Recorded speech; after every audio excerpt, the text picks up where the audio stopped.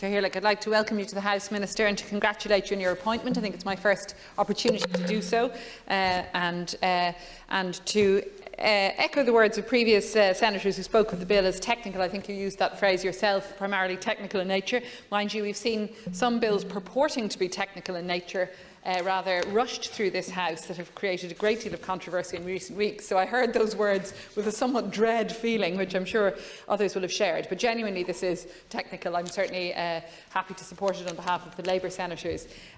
Previous senators also welcomed the fact that you're bringing it forward at second stage only today, and that we will have some time before, a short time no doubt, before committee stage and remaining stages. That shouldn't need to be said. I mean, it is exceptional that we would see bills being rushed through this House in all stages. Unfortunately, that exception has been proven the norm in recent weeks over this term. So just to say that I'm glad we're only dealing with second stage today, partly because, of course, we have the Shannon Chamber today and therefore couldn't be dealing with committee and remaining stages in any case. And I note that you will have amendments on the extraterritorial issue in Section 6 coming forward at committee stage. I do also want to disagree with previous senators who spoke about minimum mandatory sentences. They are not something that are commonplace in our sentencing system, and I don't think they are. I don't think they're a good idea. I don't think they have any evidence basis in terms of effectiveness, and I think that it's welcome that we haven't moved towards minimum mandatory sentencing in general in our criminal justice system. So, as I said, this is a somewhat technical bill. I won't speak for very long on it. I know it's here, it's before us. With the purpose of transposing remaining provisions of the directive, known as the 2017 directive, known as the PIF directive or the PIF directive. And I'm grateful to the Library and Research Services of the Oireachtas for their usual excellent work in informing us about the background to the bill, and in particular informing us that the name PIF, which I wondered about, is an acronym of the French Protection of Financial Interests. So clearly, as we know, the directive is about protecting the EU financial interests, and therefore the provisions in this bill are primarily amending the 2001 Theft and Fraud Offences Act. But they are doing so in order to, as we've said, to create offences around fraud affecting the financial interests of the EU. Some aspects of the PIF directive have already been transposed into our law via the Criminal Justice Corruption Offences Act of 2018, which replaced some provisions in Part 6 in the 2001 Theft and Fraud Offences Act.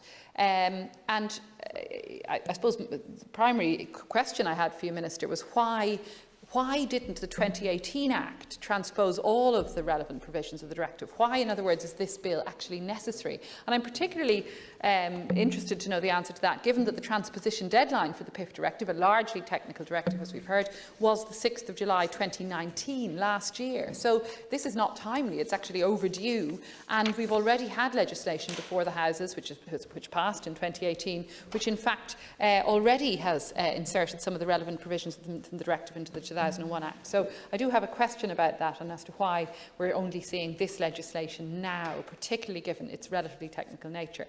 I have two other points to make, I suppose.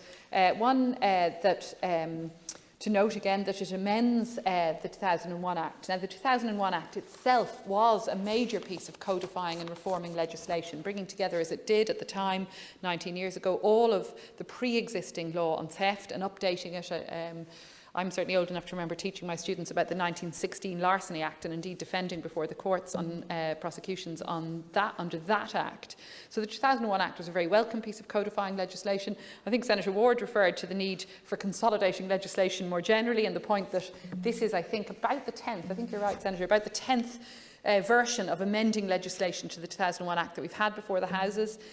We do have excellent consolidating work going on with the Law Reform Commission with others, but we do have a duty in the Oireachtas to ensure that we're not engaging in piecemeal amendment over different pieces of ad hoc legislation. And again, you know, my question why we couldn't have had just one piece of legislation amending to the Part 6 of the 2001 Act to transpose the directive, why the need for two, and indeed why really now we should be looking at a more whole-scale codification of the 2001 Act and its subsequent amendments to ensure that we have a criminal theft code. And of course, theft and fraud offences are not the only area, indeed they're not by any means the most problematic area where we see this sort of piecemeal and ad hoc reform and amendment. Sex offences law, Minister, are a real area crying out for codification. I mean, many of us have spoken about this many times.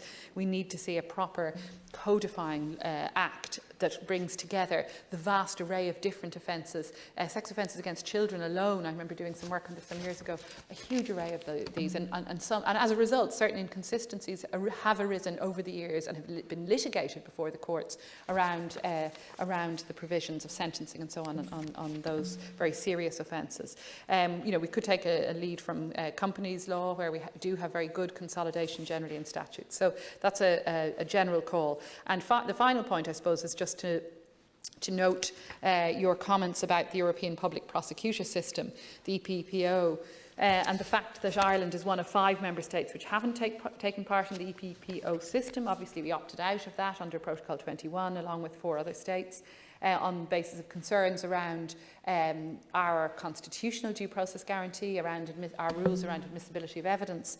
And I suppose more generally, because our common law system is different and has evolved differently to the civil law systems pertaining in other member states. And I absolutely support that, and indeed in the Justice Committee in previous terms, I've supported us taking a different perspective on criminal law matters, and obviously we're not the only member state to do so. But I would say that there are aspects of the civil law system that we can learn from and that we can, I think, borrow from within our own criminal justice system. One of them is this idea of codifying criminal laws so that they're easily accessible and easily understandable, and a consistency across different provisions. That's obviously a very strong feature of European criminal justice systems. And secondly, then, there's the issue around protection of victims' interests. While we have very strong due process laws, which I absolutely support and I think are hugely important, there are good measures we can learn from in other systems, in other European systems, around I suppose, strengthening the role of the victim and enabling the victim to have a voice within the criminal justice system through the partie civile method and through other methods. So I think we are changing and improving our system to take account of those good practice measures elsewhere. But I think it's just useful when we're debating legislation that is European criminal justice legislation to bear those points in mind. So with those words, just to support the bill, and thank you for coming before the House, Minister.